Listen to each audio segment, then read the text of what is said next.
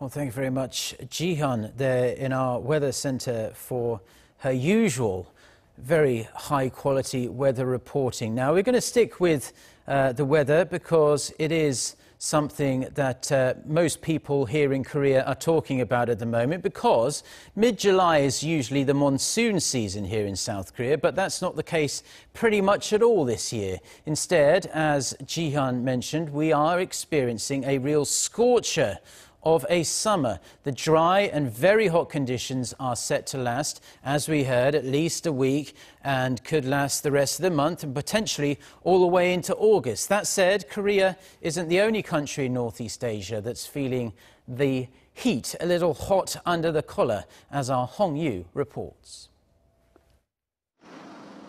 Hiding under the shades and fanning themselves, people try to deal with the scorching weather in South Korea, but they cannot escape from the heat.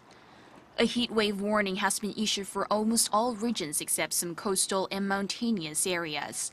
The temperature in Seoul hit 34 degrees Celsius on Wednesday, and Gwangju was as hot as 36 degrees, much hotter than Tuesday. The weather was worse for Daegu and Gyeongsangbuk-do, with the temperature rising to 37 degrees Celsius at noon. This year, the monsoon season has finished earlier than last year. But South Korea is not the only country experiencing this unusual weather. Other East Asian countries such as Japan and China are also experiencing a heat wave. Experts say that a huge high-temperature belt has formed around East Asia, heating up the region. Some areas of Japan even hit 40 degrees Celsius on Wednesday.